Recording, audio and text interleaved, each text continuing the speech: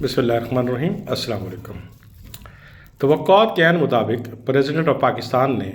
कौमी असम्बली का पास करदा सुप्रीम कोर्ट के हवाले से सलाहती बिल जो है वो बड़ी ठोस और आइनी वजूहात की बिना पर मुस्तरद करते हुए बिल वापस भिजवा दिया है। अब हुकूमत वक्त के पास एक चारा रह जाता है कि वो मुश्तरका इजलास बुलाए और उसमें बिल को वो पेश करें। हो सकता है हुकूमत वक्त जो है इसको वहाँ से भी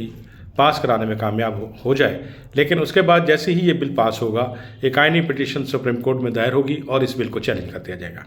और मेरी ये बात याद रखें कि जैसे ही ये आइनी पिटीशन सुप्रीम कोर्ट में गई तो सुप्रीम कोर्ट के तमाम जजेस इस बात पर इत्तफाक करेंगे कि पार्लियामेंट को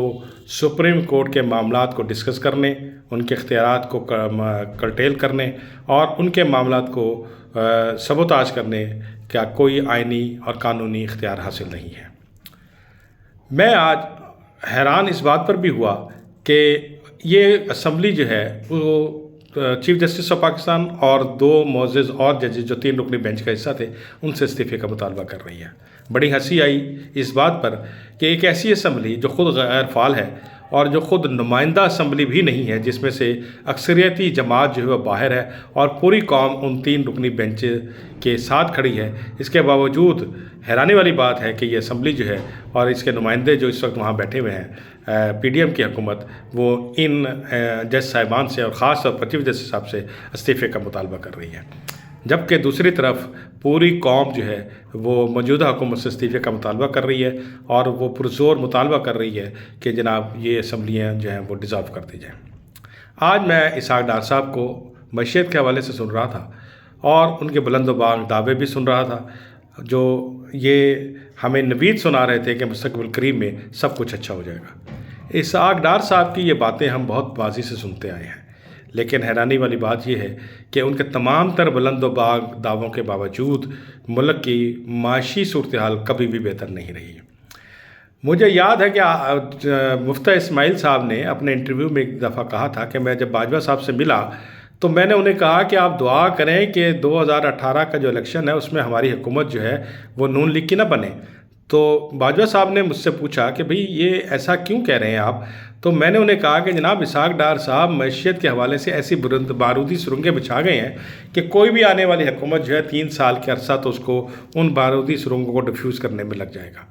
बिल्कुल ही यही बात आज इसहाक़ डार साहब ने पीटीआई के हवाले से की और सारा मलबा जो है वो पीटीआई की हुकूमत पर डाल दिया। लेकिन हैरानी उस वक्त होती है जब हम मौजूदा हुकूमत पीडीएम हुकूमत का जारी करदा जो सर्वे इक़्तिसादी सर्वे रिपोर्ट जो 2021-2022 जो उन्होंने जारी की और जो क्लासिफाइड डॉक्यूमेंट है जिसको जुटलाया भी नहीं जा सकता, उसके मुताबिक पीटीआई की हुकूमत जो है वो बहुत सही खतूत पर जो है मुल्क की माशी तरक्की की तरफ गामजन थी। टेक्सटाइल मिल हमारी इंडस्ट्री चल रही थी, एक्सपोर्ट में इजाफा हो रहा था, इंपोर्ट कम हो रही थी और जो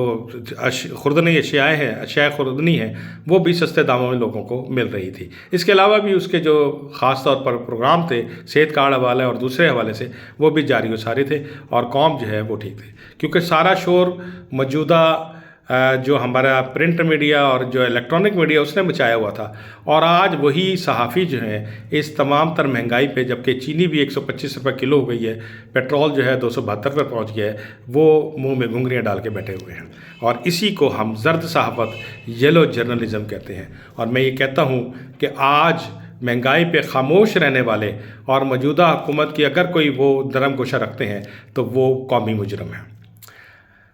दूसरी तरफ हम देखते हैं कि हमारा आज तक की हुकूमतें जितनी भी पाकिस्तान में आई हैं, किसी ने कोई ऐसा मजबूत माशी प्रोग्राम नहीं दिया जिससे हमारे अपने अदारे, हमारे अपने मामला जो हैं वो ठीक हो और हम फ़कीरों की तरह दूसरे लोगों पे भीख मांगने ना जाया करें। लेकिन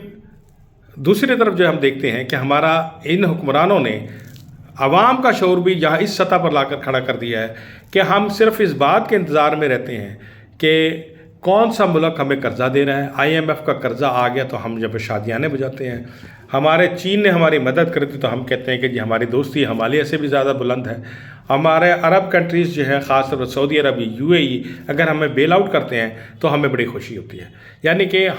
وہ مرزا غالب نے کہا تھا کہ قرض لے کے پیتے تھے میں، اور کہتے تھے کہ رنگ لائے گی ایک دن رنگ لائے گی ہماری فاقہ مستی ایک دن. تو اس کے مصداق جو ہے نا ہم اپنی روز جو ہے نا زندگی بسر کر رہے ہیں. بحیثیت قوم بھی اور ہمارے حکمران بھی نے ہمیں کبھی بھی اپنے پاؤں پہ کھڑے ہونے کی کوئی تعلیم اور کوئی ایسا پروگرام نہیں دیا کہ ہم اپنے پاؤں پہ خود کھڑے ہو کر اور خود انحصاری کی پالیسی بنا کر جو ہے وہ ہم ترقی کر سکیں. ماضی میں قوم نے بہت قربانیاں دی ہیں. قرض اتارو ملک سنوارو اسکیم میں قوم نے بڑھ چڑھ کر حصہ لیا، لیکن وہ پیسہ بھی جو ہے وہ کرپشن کی نظر ہو گیا. تو ان حالات میں ہم توقع کرتے ہیں کہ کیونکہ سیاسی استحکام سے ہی معاشی استحکام آئے گا، اور موجودہ گیلپ سروے رپورٹ جو ہے وہ آج کی جو اسحاق ڈار صاحب کی جو پریس کانفرنس ہے اس کے لیے وہ کاؤنٹر بلاسٹ کے طور پر ہم انہیں کہہ سکتے ہیں کہ انہوں نے ان کے سارے دعووں کو ملیہ میٹ کر دیا ہے، جس میں انہوں نے کہا ہے کہ 72% کاروباری طبقہ جو ہے وہ موجودہ حکومت کی معاشی